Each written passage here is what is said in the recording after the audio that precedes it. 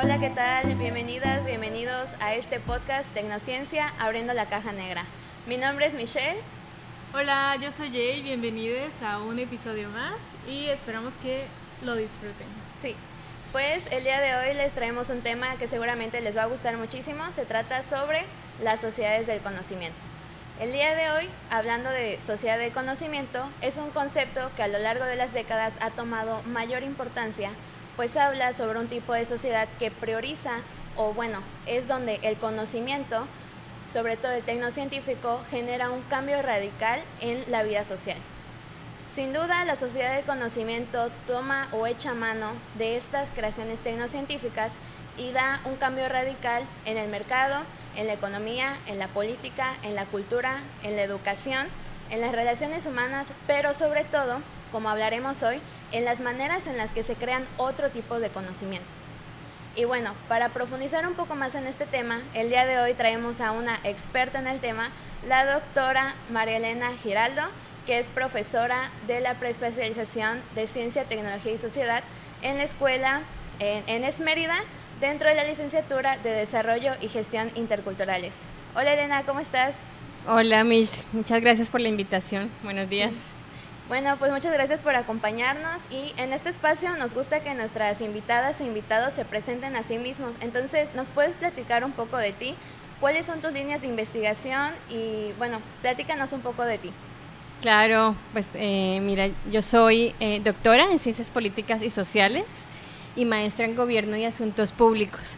Entonces, mi trabajo ha ido un poco en un diálogo entre los estudios en ciencias políticas y sobre todo la política pública y sus interacciones con lo que hoy en día entendemos como los estudios CTS, ¿no? Que son Ciencia, Tecnología y Sociedad, de la misma manera que se llama la preespecialización de esta licenciatura.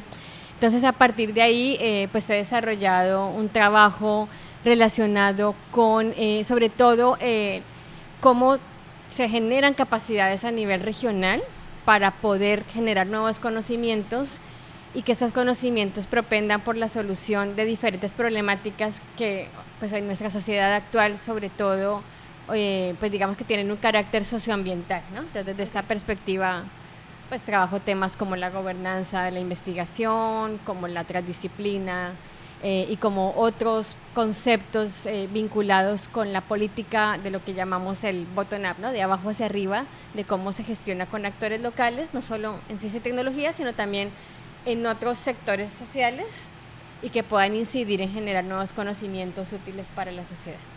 Perfecto. Y bueno, ahora sí entrando un poco en materia, con lo que mencionas desde tu línea de investigación, ¿cómo podríamos hablar de sociedad del conocimiento? Es decir, ¿cómo se origina y cuáles crees que son sus características principales?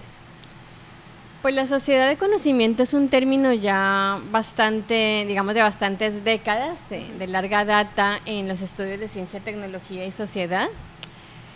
Pues prácticamente inició el siglo pasado, como después de la posguerra, como un mecanismo para impulsar y favorecer esta consolidación de los estados-nación a partir de esta alianza entre algo que un autor que se llama Salomón denomina el poder y el saber, ¿no? O la ciencia y la política.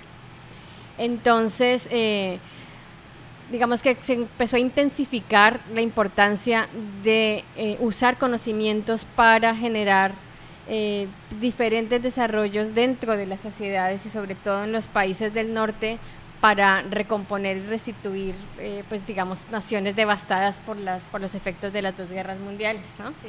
Entonces, desarrollo de infraestructura vial, crecimiento urbano, intensificación de lo que se llamaba la revolución verde, otro tipo de pues actividades humanas que debieran estar más guiadas por los conocimientos, empezaron a usar ese término, ¿no? Realmente el concepto que le precede, al menos desde lo que pues yo he estudiado, es el de la economía del conocimiento. Entonces, ha sido como un concepto que enfatiza mucho en que la ciencia y la tecnología, desde la perspectiva inclusive también política, se oriente más que todo a producir nuevos conocimientos útiles para el desarrollo productivo, para las empresas, para la innovación. Inclusive pues empezó a hablar antes de sociedad de conocimiento de un concepto que Peter Drucker denominó trabajadores del conocimiento. Y con esto él se refería a digamos, una clase de empleados muy capacitados, con mucha formación a un alto nivel, que podía incidir de una manera como mucho más estratégica en el crecimiento y lo que pues se denomina en el capitalismo la competitividad pues industrial o empresarial, ¿no? Entonces pues fue a partir, digamos, de estos conceptos previos que empezaron luego a ampliarse a otros sectores de la sociedad que ya no fueran exclusivamente económicos, y empezó a hablarse de sociedad del conocimiento. Pero realmente el concepto, hasta ahora incluso, podemos decir que sigue muy acuñado por esta idea de la economía, ¿no? Entonces, por tanto, quedan por fuera otro tipo de sectores sociales y no es una sociedad tan generalizable, más bien terminó siendo un concepto un poco hegemónico en el sentido de que iguala, ¿no? Hegemoniza cierto tipo de conocimientos que es el que deben portar las personas como trabajadores del conocimiento y como, pues digamos, capital humano para la sociedad. Sí. Bueno, ahora que mencionas eso y que el concepto ha quedado como muy hegemonizado, diversos autores han hablado del concepto de sociedad del conocimiento, algunos como León Olivé, que han señalado que este concepto no podría aplicarse tal vez a sociedades más periféricas como en México, donde hay tantas limitaciones para generar conocimiento innovador. Entonces, ¿cuál es tu opinión al respecto? Ya nos compartiste un poco más, pero... Sí, definitivamente las aportaciones de León Olivé fueron fundamentales. Él creó, de hecho, un programa y hay una serie de publicaciones muy bonitas sobre el tema de la diversidad cultural en la sociedad de conocimiento, pues que buscan un poco la recuperación de estos otros conocimientos ancestrales, ¿no? Hay otras autoras digamos, en la escuela más latinoamericana que han enfatizado en la importancia de no olvidar que nuestros pueblos originarios tuvieron un proceso mucho más largo de construcción de conocimientos que inclusive nuestra sociedad, digamos, desde la colonia hasta nuestros días, ¿no?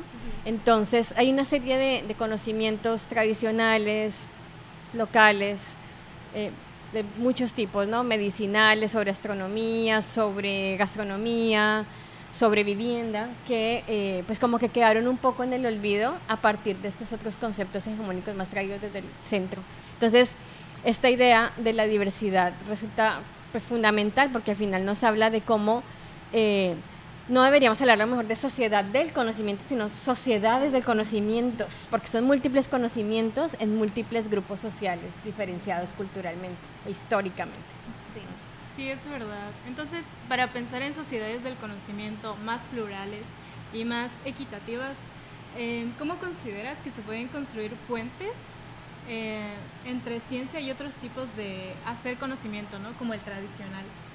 Ok, bueno, pues este es un tema que ustedes saben, a mí me interesa mucho, lo vimos de hecho en la materia que hace parte de la especialidad que se llama Conocimiento, Tecnociencia y Diversidad Cultural.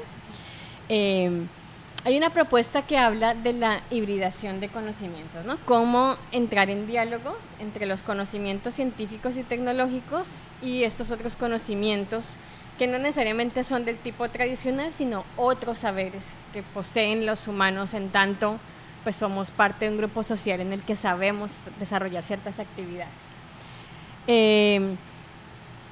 No es tan sencillo, digamos, entrar ya en la práctica en estas interacciones, pero pues algunos ejemplos que inclusive pues veíamos en clase con los y las alumnas de la licenciatura tienen que ver, por ejemplo, con la medicina tradicional. Como, por ejemplo, incorporar todo este conocimiento de la medicina herbolaria, de todas las plantas medicinales, particularmente aquí pues en Yucatán, que hay una enorme riqueza del pueblo maya que ha construido una serie de conocimientos y prácticas sobre el tema, y cómo las incorporamos inclusive con el propio conocimiento científico y con la propia medicina pues más de tipo occidental, ¿no? En la medida en que pueden ser complementarios y podrían tener como un círculo virtuoso, digamos, de intercambios en la medida en que haya una apertura y que a nosotros no nos parezca que son creencias o que se minimalice este conocimiento porque se piense que es de menos rigor o de menos calidad científica o académica, sino que se considere como algo que también denominan en otras lecturas las ciencias endógenas, ¿no? Otro tipo de ciencias que producen, pues, desde sus propios contextos específicos, soluciones al conocimiento, digamos, en salud, en nutrición, en educación, lo que les decía, en vivienda, y pues como en otros elementos que hacen parte de las necesidades propias de los entornos. Hay justo lo que les comentaba de estas líneas que pueden abrir esto, pues se habla hoy en día de la transdisciplina, ¿no? Justo como ese conocimiento que trasciende los marcos disciplinarios de la academia y sale a integrarlos con otros conocimientos en procesos de investigación como mucho más diversos, más ricos epistémicamente.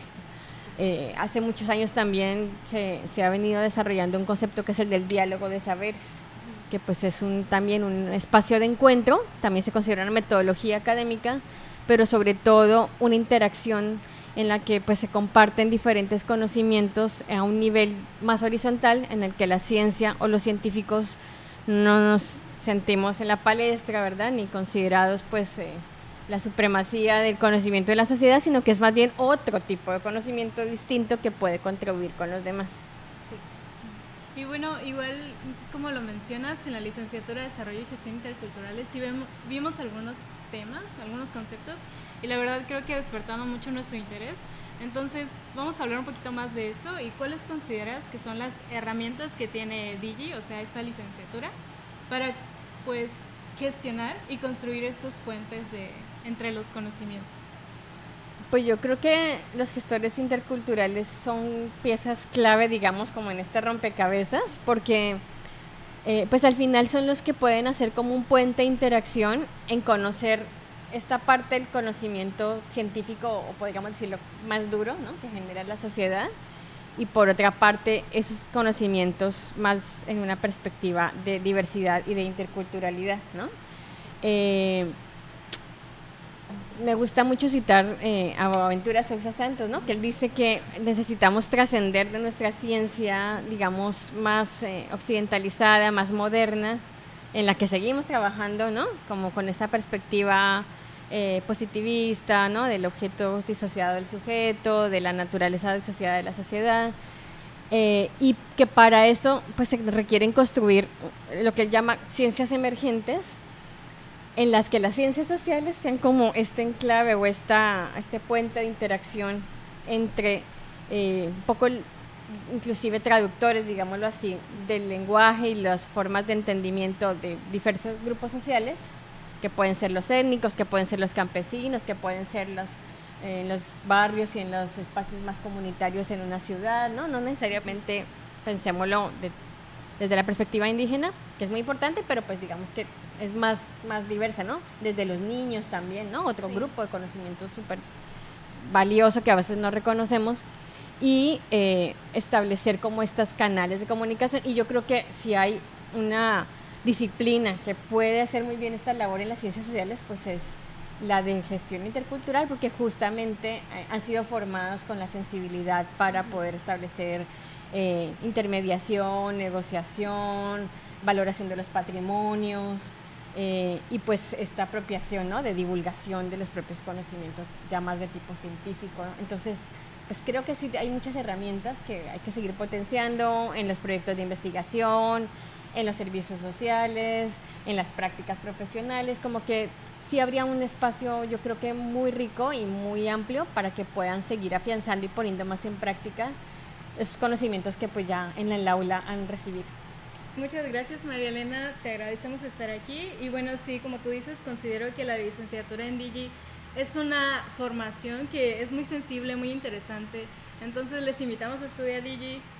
Sobre todo porque, como bien mencionas, creo que Digi es una carrera interdisciplinaria, ¿no? Entonces, justamente desde este ámbito ya propone, como mencionabas, este puente entre diferentes conocimientos.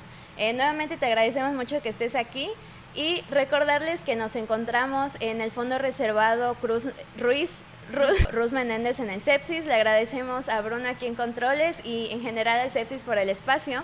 Nos encontramos en el siguiente capítulo del podcast Tecnociencia abriendo la caja negra. Hasta luego. Bye.